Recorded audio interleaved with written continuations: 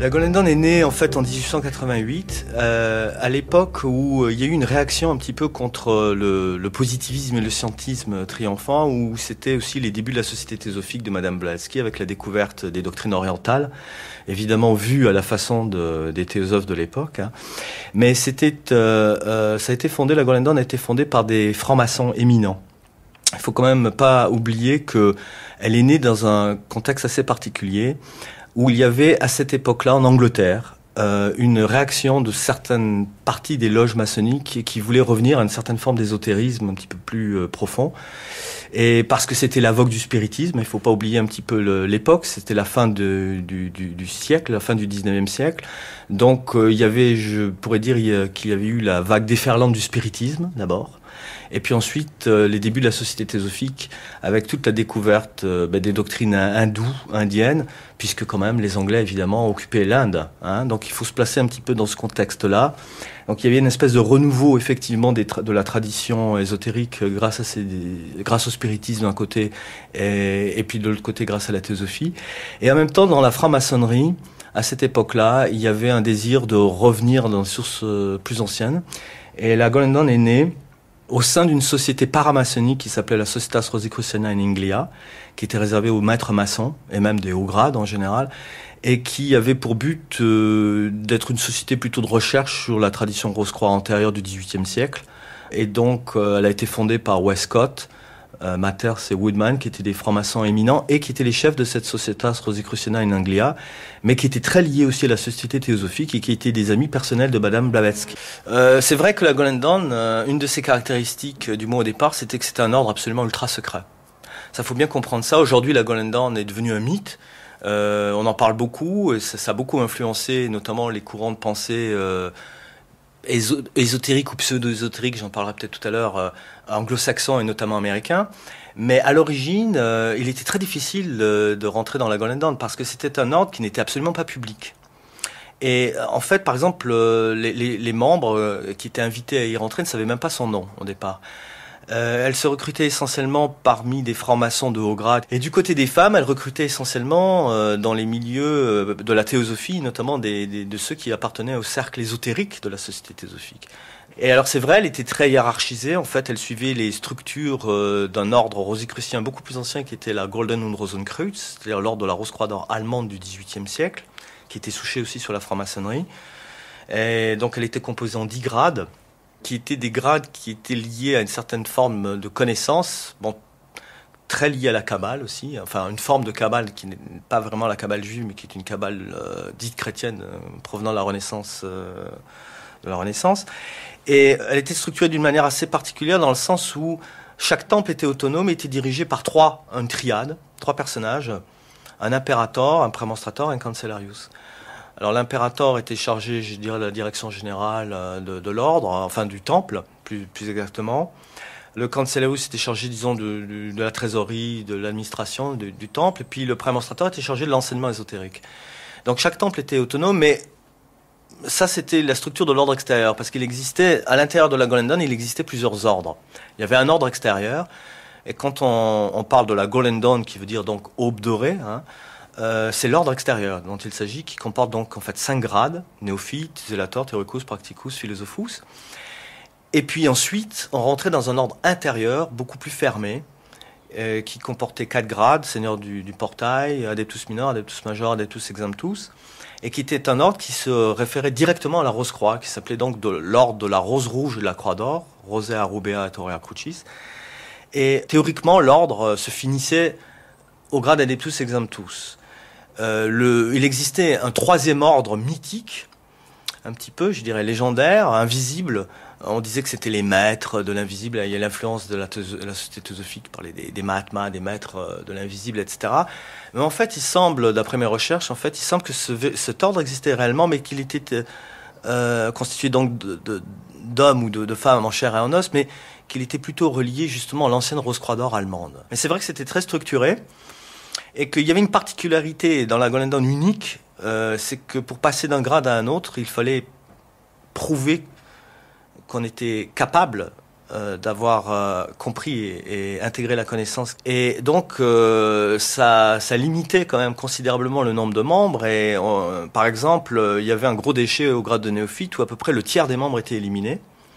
Et ensuite, pour passer dans l'ordre intérieur, c'était pareil. Seul à peu près le tiers des autres membres arrivaient à avoir accès dans l'ordre intérieur.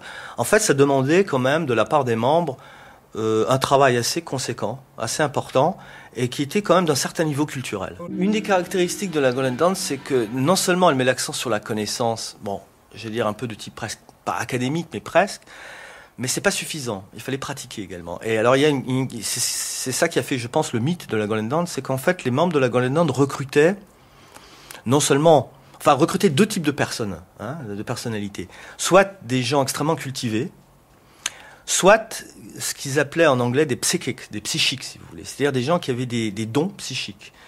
Par exemple, des dons, je sais pas moi, de voyance, de télépathie, de dédoublement, etc. Alors ça, c'est très très britannique. Hein. Il faut comprendre aussi que c'est encore un peu la règle, hein, d'ailleurs, en Angleterre. Donc il y avait un aspect extrêmement ésotérique dans la Golden Dawn qui n'est pas uniquement lié à la connaissance, même par exemple de type maçonnique, qui est simplement de méditer sur des symboles, etc. On se servait par exemple de ces symboles à travers des rituels pour avoir accès à une autre dimension de la réalité, à un autre espace de la conscience, une autre conscience de l'espace-temps également, je dirais. La fondation de l'ordre en soi-même était faite remonter à la découverte d'un manuscrit chiffré. Ce manuscrit avait été trouvé par Westcott, qui fut l'un des fondateurs de la Golden Dawn. Westcott avait trouvé ce manuscrit, il l'avait déchiffré et il avait trouvé qu'il contenait des rituels, des enseignements théoriques, etc. Donc, à l'intérieur de ce manuscrit, il y avait aussi une adresse d'une personne en Allemagne qui était le chef d'une branche allemande d'un groupe rosicrucien. Donc, il y a deux éléments. Il y a le manuscrit chiffré, et là, c'est un manuscrit qui existe encore, ce n'est pas du tout mythique, on peut le consulter encore aujourd'hui, et le contact avec cette branche allemande du mouvement rosicrucien. Il paraît que c'est Westcott lui-même qui a forgé l'échange de lettres avec la branche allemande, et qu'effectivement, cette branche allemande n'a jamais existé. Le manuscrit chiffré, en revanche, aurait été rédigé par des milieux occultisants et rosicruciens anglais du milieu du 19e siècle. Donc, il y avait effectivement la volonté de se rattacher à une tradition ininterrompue qui remontait au phénomène des Rose-Croix du XVIIe siècle. Mais en même temps, lorsque il est apparu que Westcott avait forgé lui-même la correspondance avec la branche allemande du mouvement rosicrucien, on s'est dit, bon, tant pis, peut-être il n'y a pas ce rattachement avec une tradition rosicrucienne qui remonte au XVIIe siècle, mais peu importe, les pratiques magiques que nous utilisons fonctionnent tout de même, et donc on continue à les utiliser. Et d'ailleurs, même aujourd'hui, les groupes qui s'inspirent de la tradition de la Golden Dawn savent très bien que effectivement ce rattachement initiatique ininterrompu n'existe pas. Et pourtant, ils continuent à pratiquer la magie selon les rituels de la Golden Dawn. La pratique magique de la Golden Dawn consiste en général à explorer une dimension cachée qui se rapproche peut-être du mundus imaginalis dont a parlé Henri Corbin.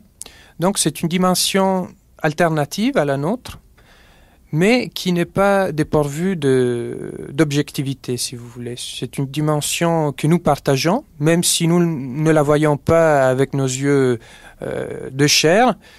C'est une dimension que nous pouvons voir avec, par exemple, des visions, et donc avec ce que nous pourrions appeler les yeux de l'esprit. Le but de cette exploration est finalement celui d'atteindre un épanouissement personnel. Ce but était appelé au sein de la Golden Dawn l'union avec le soi supérieur ou l'union avec le génie supérieur. Il s'agissait donc d'arriver à un épanouissement de notre esprit, à un épanouissement de notre psyché et finalement se transformer, se transmuter en des êtres supérieurs, des êtres meilleurs. Et c'était un but finalement tout à fait individualiste, tout à fait personnel. Même si les rituels étaient pratiqués en communauté, le but de la pratique magique restait tout de même individuel.